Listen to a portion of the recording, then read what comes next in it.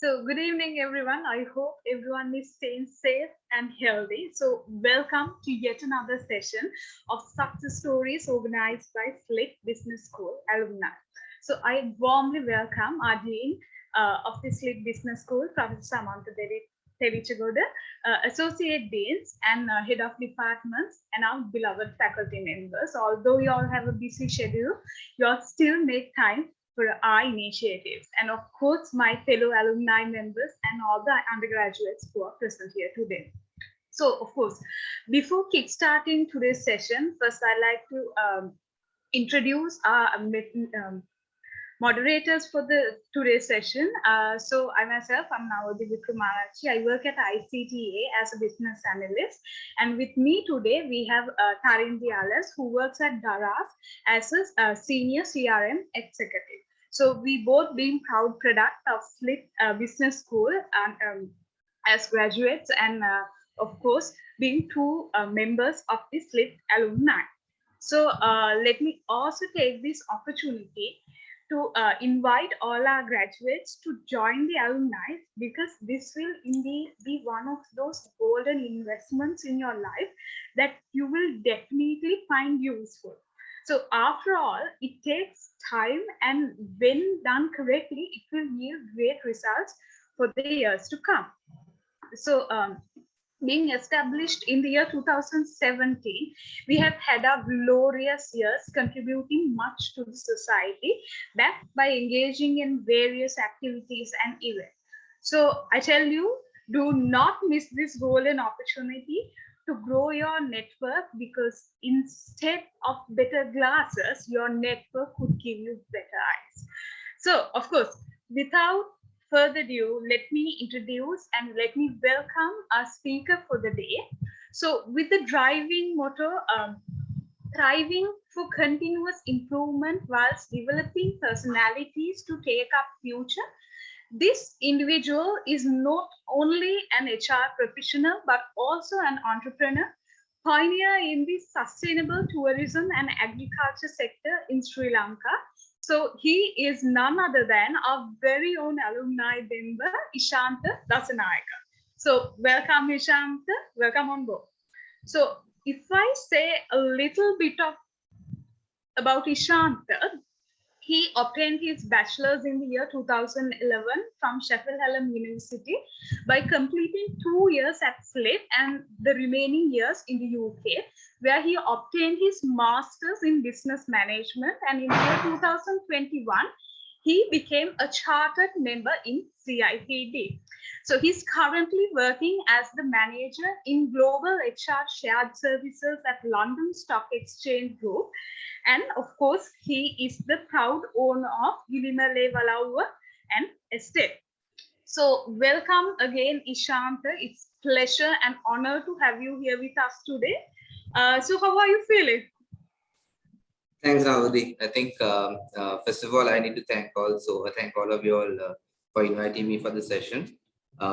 So it's such a proud feeling to come over and represent myself as well as SLIIT Business School, the school alumni.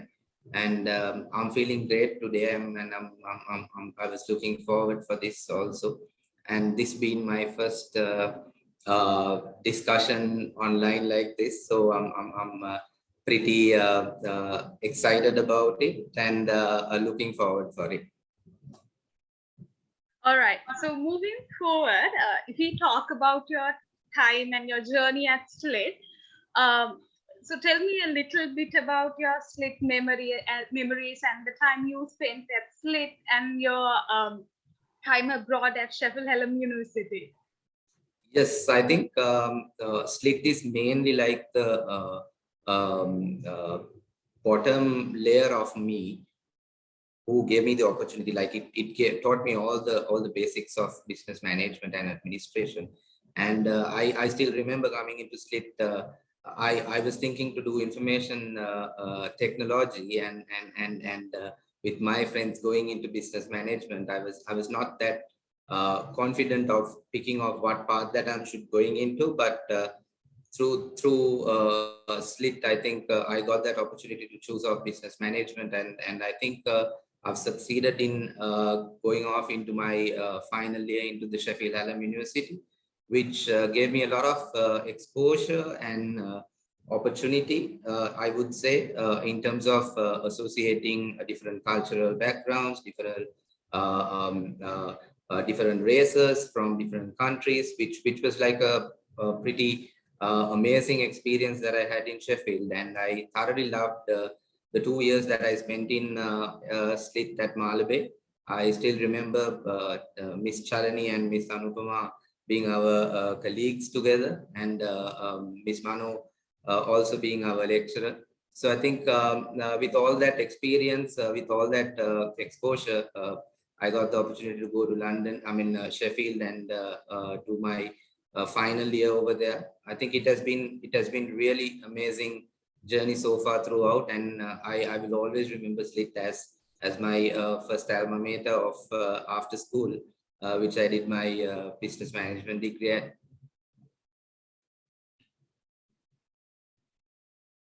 Right. So of course, SLIIT is definitely having that special place in our heart, not just for you, but I know for everyone here today in our alumni, and of course our undergraduates as well. So all right, before we start our session, we have few pictures and a video lined up of the beautiful Girimale, the Lower and estate. Why don't we have a look at that?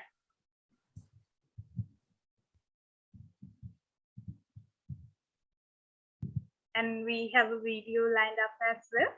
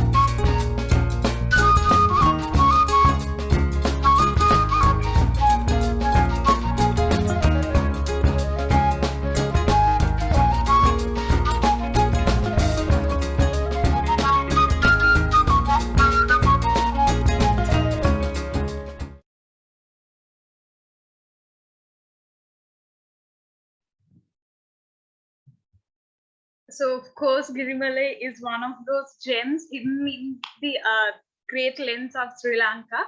So here we have one of the magazines, Echelon, being featuring Ishantha. So a quick reminder to our audience, our chat box is open, and do not hesitate to drop your questions, which we will be asking later towards the end of the session. So Ishantha, shall we start? Are you ready? Yeah, I am. Okay. So my first question is, Ishantha, now of course you come in two different backgrounds, one being entrepreneurial side and one being HR side. I just want to focus on your entrepreneurial side. So Ishantha, can you share a little bit about yourself and your journey as an entrepreneur? And what sort of challenges did you face along the way? So yeah, I think first of all, I would say like in terms of being an entrepreneur, it has always been a lot of ups and downs. So it's all about how you're going to take it up it as a challenge, and how you're going to move forward, and how you're going to learn new things, and how you're going to balance it out mainly in your work life as well as in the entrepreneurial life that you're going forward with. So I think to be an entrepreneur, it just fell off from my parents basically after, because I had an unfortunate situation where my parents, both of the parents passed away when I was about 25. So all that responsibilities came onto my shoulder, and I had to come up with a plan to make sure that something is being started off with the property that I had. So I think and the biggest challenge that I had to face was like after doing all the learnings or educational like qualifications and things like that, I had to learn everything from the beginning when it comes to agriculture as well as tourism, because I've never done it before. And that was something that I took up as a challenge, and that was the most biggest challenge that I think that I came across in my life. And I think since I took everything positively and I thought everything is going to be a learning experience for me, I have come across together up to now, and I have done my best basically to live up to the entrepreneurial life that I'm living at this point.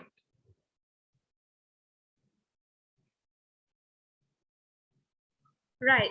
So, as an entrepreneur, how did you manage to bring your hotel to like a tourist attraction point? So yeah, I think since I had this whole idea in my mindset, which what I wanted to do, and what I wanted to make out from my ancestral place, I had a plan with me. And to be honest, I failed so many times. I had to go to different people asking for different things, like could you help me on this, could you help me on that, could you let me know about what could you take over this place and do it. But I think everything happened for a reason, and I think and I fell into the hands of this whole bunch of group, which is like a non-profit organizational group, which is called Good Life X. And they went through my idea, and then they went through my whole plan, or about my idea about the whole sustainable business that I'm willing to do in terms of tourism and agriculture. So I think Good Life X gave me the opportunity to move forward with my idea, and they gave me the whole. They chose me into a digital evolver program, which I was able to make a mark of my plan and make a mark of my whole idea in terms of pitching it up to the market. So I think that is how I got this whole attractive place, because Ratnapura is a niche market, right? You don't hear about tourists coming into Ratnapura, because you hear about down south and then Kandy or Nuvarelia or some other place, right? But I thought, why not capitalize on the niche market that is there? Why not capitalize on something that has not been worked around? And I took that opportunity to bring it up as a tourism hotspot. So Ishantha, so I'll also be asking some questions. So I'm Tharindi. Hi. Hi, Tarun. So the question that I have for you is like you said, it was a bit of a challenge to come into this sustainable tourism model, right? So what triggered you to come up with such an idea? Like how did you come up with like trying to design this model? Yeah. So I think I was in two different extremes, because going out of the country to country like England was a fabulous experience for me, and it was like I got the opportunity to like work around with a lot of different cultures and different races, as well as I never forgot about my roots, where I had to go back to my the village and spend some time over there. I never miss, like on a weekend, I usually get to Ratnapura most of the times, because I want to like give more time for myself and for my family. So I just go back to Ratnapura. So I think that two extremes, village and UK, I think that made me triggered out, like to understand, or like to create this whole idea of this sustainable tourism model. And at the same time, because I got the opportunity to work at London Stock Exchange, and I see how sustainability is being worked around. I mean, when it comes to something like a fintech company such as London Stock Exchange also, they are focusing a lot on sustainable investments and things like that. And then at the same time, myself being into the whole village aspect of it. So I thought, why not connect the dots between the village as well as the country, well as the world, basically, to open it up as a sustainable tourism hotspot.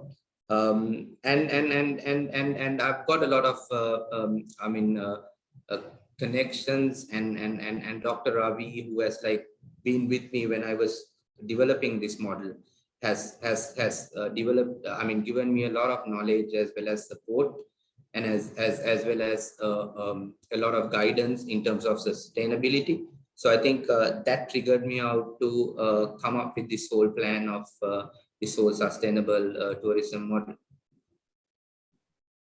Okay. So also, like with regard to your whole sustainable model and like the whole tourism part, one of the key elements that we all know to be successful as an entrepreneur is to be innovative and to think out of the box and to have it all like lined up. So do you think there's a winning formula for becoming a successful entrepreneur, like in your opinion? Yeah, I mean, a successful entrepreneur should always be open-minded and flexible. That's what I believe in. And of course, innovation is one point. If you don't have innovation, I don't think the world would have come up to this level, and the technology that we use up to now would not be there if there weren't any innovative minds. So I think innovation and problem solving, I think that is the two key important elements for anyone's life.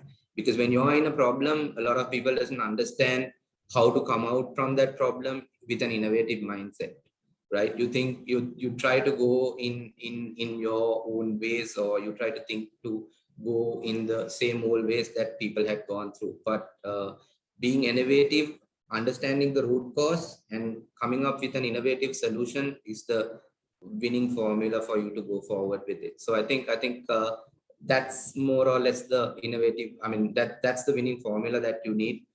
Being an innovative mindset, as well as you understanding the problem and being a problem solving person who can solve that out, not to put a plaster on it, but to make sure that you build it up from the root level itself. Right. So, Ishantha, do you think it's essential for any person to inculcate entrepreneurial skills irrespective of their specializations they are from? Of course, yes, definitely, because it doesn't matter where you, I mean, what profession you are in. Like if you take the medicinal aspect of the world, it has gone into a different level. And if you take the IT aspect of it has gone to very different level. And now marketing is just not putting up a billboard or something like that, but it has different ways of avenues that you can do that. So I think irrespective of your profession, innovation is always there, and I think it has to be within you as well as it has to be inculcated and into your profession for you to go furthermore in your profession and be a successful professional person in life. So definitely it is there. It needs to be inculcated. Right. So, as an entrepreneur, how do you manage to keep a positive mindset? So, with especially with everything going on and the pandemic? Yeah, I think resilience is the key word. So when you speak about resilience, it's about mental resilience as well as physical resilience. I think since the pandemic has hit the whole world, I think mental resilience is the most hardest part. So I think what I do is I to be honest, like I do like a session of yoga, or I do a session of bhavana like for about 15-20 minutes, which I think in the morning hours, which I could like keep myself positive, as well as because I've in my schedule I've got to do a lot of things in my day. So I think like doing a bit of exercise and then yoga and then some of the bhavana routines that I personally do also, it will help you out to be in front, like be mentally resilient. But when it comes to being resilient, again, a positive mindset as well as all the things that you do to keep yourself happy will give that opportunity for you to have a positive mindset and move forward on a daily basis. Right. So, like I mentioned earlier, Ishant is not just an entrepreneur, but he is also an HR professional. So, let us now discover the true HR professional in Ishantha. So, Ishantha, I want to know, how did you get to where you are today, and what sort of university experience did you have at SLIIT? So I think, as I told you before, the basement, or if you call it like the structure, whole structure was built on SLIIT. If I didn't come to SLIIT, I would not be here, to be honest. So after college, I just joined. I just joined in. SLIIT, and then with all the experience that I gained through SLIIT, I think I got that opportunity to come out from it and move forward into my career also. So I think at SLIIT, I mean, career fairs, different mentor sessions, all these helped us, right? I mean, I still remember Ms. Mano speaking about different careers, how you could go forward with in your careers, as well as how you can develop yourself into the future. So I think all these sessions, as well as all the career fairs and things like that, helped me to come up to the profession that I am in, and it helped me to understand what my path is, and how should I move forward in my path, and that exposure is what I am now, and what I am doing today, right now, at this point. Okay, Shanta. So, having said that, SLIIT is some sort of a base for your success currently. Like, how did the degree program in specific, apart from the career fairs and the advice given, like, how did the SLIIT degree program in specific help you in becoming successful as a HR professional as well as an entrepreneur? So I think I understood the core of all of the business areas, and I mean, when I went through the business administration program, I got a bit of HR, and then I got a bit of organizational development. All these things were there. So I think that helped me out to understand what I can move forward in too, basically. So when with the program, I mean, after completing the 2 years and going to Sheffield also, there was like specific areas that I could focus on specialize on, basically, for the degree. But I thought, no, I would go in with the normal general program that I wanted to do, but I was never specified in HR or in finance or accounting or anything like that. But I thought I should be going on the general administration part, where I would have the options to choose out when I move into the market. So because that gives you an option to move out into either to HR, either to finance or whatever. So I think that openness helped me out to maintain and to do what I wanted, and that helped me out to be what I am today.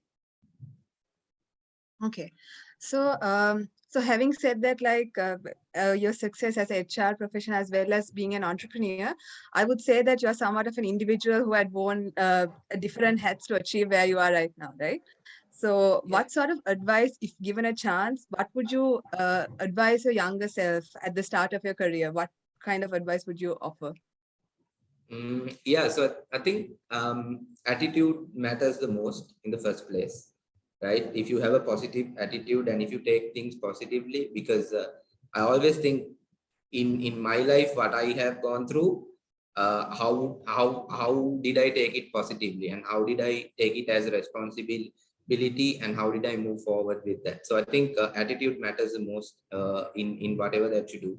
And then at the same time, you have to try out new things within your limits. You should not be going away from your limits, but you should take the risk within your limits where you can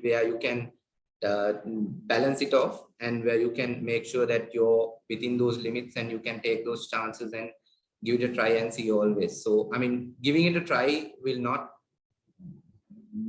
make anything bad for you, but it'll give you a learning experience. So end of the day, I mean, until we die, we would be learning. So I think I think that's what we should be doing, right? I mean, so if you take it in a really positive way, and that attitude, if you have that attitude, you can move forward with anything. That's quite a good advice. Like you mentioned before, when you were choosing out your degree as well, you didn't want to specify, you wanted more of like a general thing so that you could shift, right? So if you look at the current job market, the careers are not linear anymore. Like even if I do HR, I can like move on to another thing that would be like more trendy, right? So Yeah. how did you prepare yourself to face such a challenging job, like in terms of a linear market? Yeah, so I think so. I started off as an executive at MAS into HR, and I was straight down from London. I was put into Pannala, right? So you can imagine coming down after like 6 or 7 years from England and being put into Pannala. I would be like thinking, what am I going to do here, right? So because I was like a newbie to the whole industry. So I think, but that opportunity also gave me a very good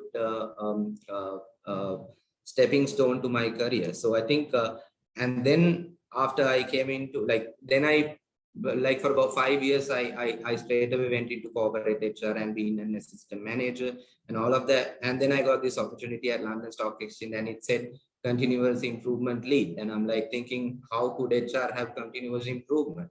Right? We've not even thought about it. So a specific example that you gave, it not being linear, it is totally a different one. And then I was like, okay, like I'll get that chance and just go in for the interview and just do a research and see on what is the aspect that we are going to do in terms of continuous improvement for HR.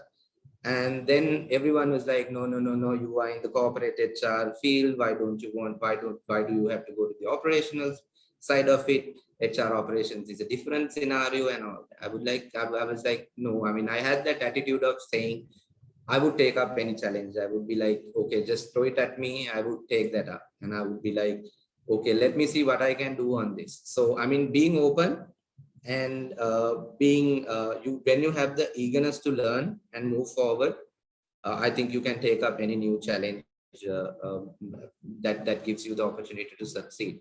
So I think that openness as well as the eagerness to learn helped me out basically to move forward in my career, specifically when the job market is not linear at all at this point. So I mean, if you take it as an example, like if you want to move out from HR operations to another role in IT or some other area, so how would you go into that area if you don't have the eagerness to learn, right? If you don't have the eagerness to understand or to have that knowledge, I don't think you would be going across with your new challenges. So I think you've got to be open and you've got to have that eagerness for the knowledge that you want to have to succeed in the career path. Thank you, Ishantha. Just to take a small moment here, we have Mr. Samantha Telichagoda joining in, our Dean of SLIIT Business School. Do you have anything to say, Samantha, sir? Yeah, thank you, Tarindi and Ishantha. So I'm quite happy about your, maybe I was listening to you and your background and what you are doing in the industry now. So as maybe the dean of the faculty, I think so we definitely happy about your to hear actually the success story and to see that so you are maybe becoming a giant in the industry, especially in the maybe starting new businesses, young entrepreneur, right? So as a young entrepreneur as well as a HR person, so that is very nice to see that so you are just performing very well, and you would like to let's say that see that others also getting some insights through your maybe as an example, right? An example, right? Exemplary graduate of SLIIT Business School. I think others also need to see these type of, I think maybe you know that the features of graduates, and then how we can transform ourselves toward to be a quite successful business leader in society. So I must thank you for appearing actually and accepting the invitation given by the SLIIT Alumni Association, and you also a member. And definitely, so this contribution is highly appreciated. So that I must thank you for the Alumni Association also for organizing these type of events. So we need more and more in the future. Thank you. Thank you very much, Professor Samantha. Thank you, Samantha, sir. So moving on to the next question. As a leader in entrepreneurship as well as HR, what would impress you the most when you're considering to hire someone? Please give us some tips if you're going to apply for jobs. Like, what qualities would you want in a candidate if they're going to come to you for a job? As I told you before, the attitude and the mindset. If you have the attitude, because what I tell the guys, I mean, I have 30 people under me who's working with me. But what I go to them, I speak with them, I sit with them, and I tell them, listen, like you don't have anything that you can't do. If you have the attitude and the mindset, you would find out new ways to do it. So I think what I'm looking is for the correct attitude. And if you have a positive mindset, definitely you would be in my team, and I would be like taking them in. I think not only into my team. I think to any other teams, even like people are looking for positive people, and with this world being negative most of the time, I think we need positive people to build up something and to take up something further. And if we are like striving for something like sustainability, you need people who would say, yes, we can do this, rather than people who would say, no, I don't have any options. I can't be looking out of it after this, and I don't have any other options to do. So I think I always look into that attitude that is there, and the mindset and the positive mindset, which is a really helpful thing for the team. Thank you for that. Yeah. So also one of the most awaited questions that I personally have been waiting for, what do you think about work-life balance? How do you manage being an entrepreneur, having a career in HR, as well as having a good a good family balance? Like, how do you do all of that together and still remain successful? Definitely. I think it all shows in the screen, to be honest. My family. So who has been with me, like this is what I built, to be honest, not Gilima Levala or anything, but this is what I built, to be honest. More or less, building up a family is the most hardest part.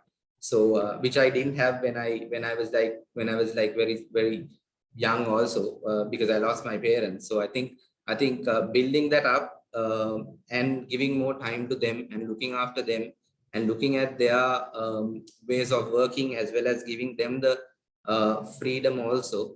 I think that's how I like balance my work life also most of the time. I mean, my wife and she has been like really supportive in this whole journey, to be honest. I need to say that like she understands what I want and what I need to do also, and she keeps on supporting me. She has never said no to me. So I think when that comes from your family, it becomes your first thing, more or less, rather than anything else. So I think, and no matter what you do, and no matter whatever successful person you be, end of the day, you need to go to your family, and that is the only thing that will be left out end of the day. So I think managing that and managing the work life that I am going through, because just to let you know, like when we get up, like we don't have any maids at this point, like to look after the baby. My wife and myself would be looking after the baby, and I would be like in a very grumpy mood early in the morning if things are not going nice or anything. But then again, still my wife makes a point like to speak to me and to keep me positive, as well as she gives me that strength, as well as like my daughter gives me the strength to move forward. So I think looking at them, and if they are being happy, and if they are there for me, I think I always think I could turn the world around. So I think that is the main thing which I always think. And when I do something, I always make sure that they are also involved in it, and that I give priority to them also before moving out from anything else. Okay, so thank you, Shan. So what they say is true about family being the foundation of everything, of mainly success. Apart from what we have asked, do you have any words of encouragement or advice to give fellow listeners, or anything that you want to say specifically to our audience?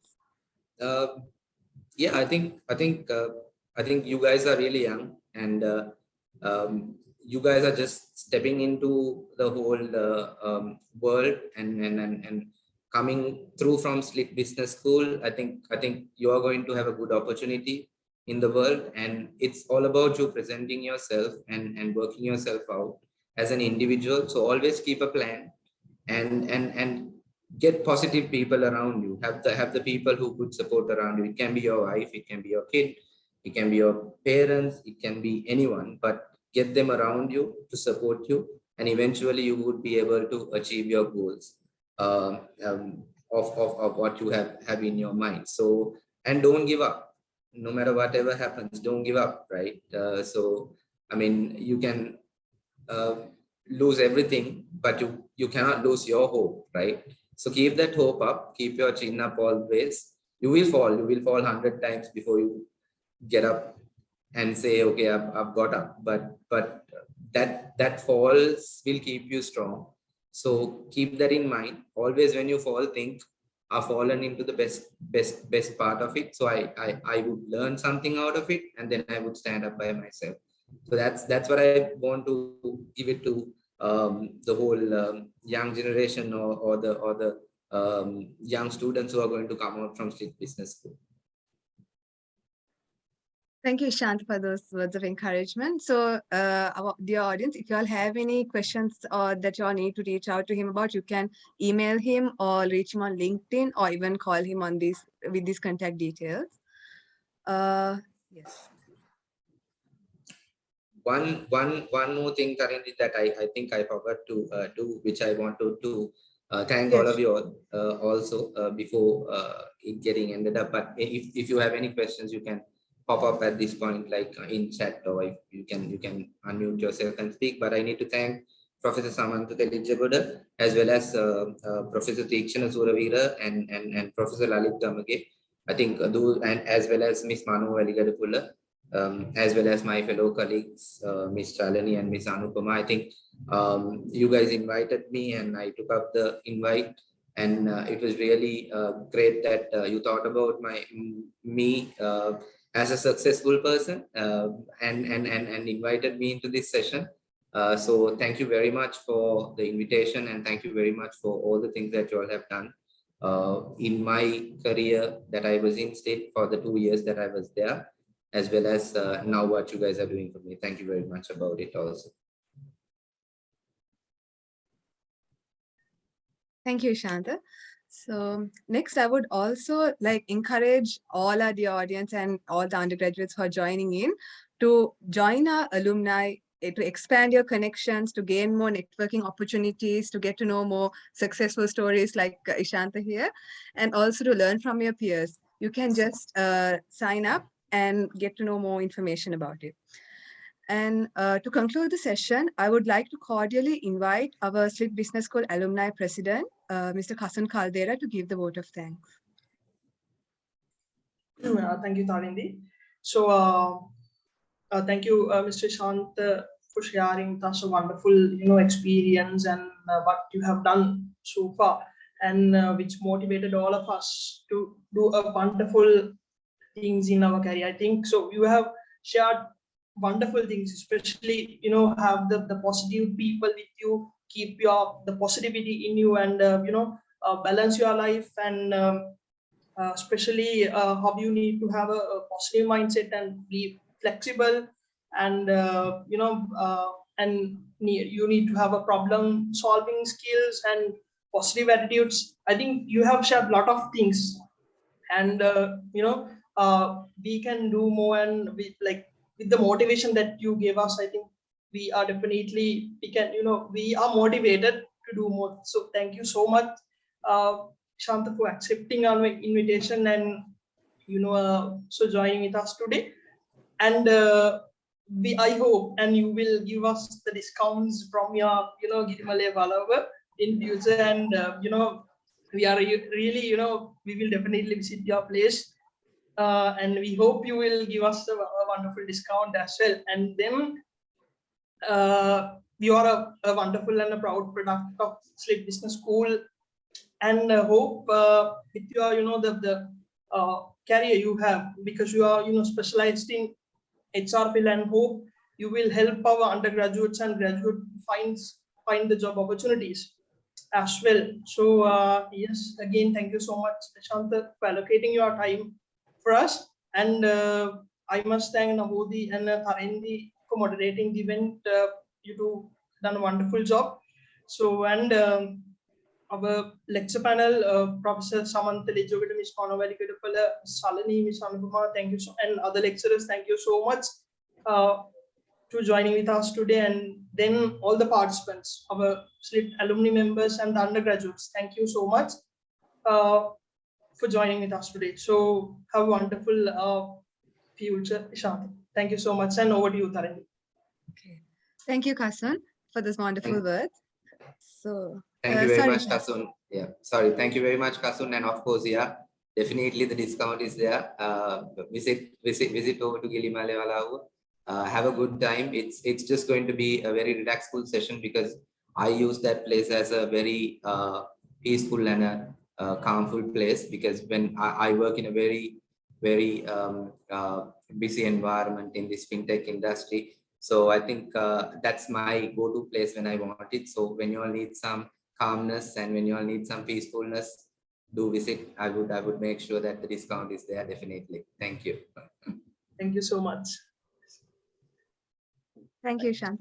So, so like I said before, from our audience, if you all have any questions, you all can reach out to us right now, or you all can directly reach out to Mr. Ishantha through his contact details. And don't forget, next time you all book your trip, to make sure to go to Gilimale Valava, so we have a discount, especially for SLIIT Business School alumni. And yeah, so I would also like to thank everyone for joining in. See you next time with another successful business story. Hope you all join in, and have a good evening. Thank you, everyone. Very much.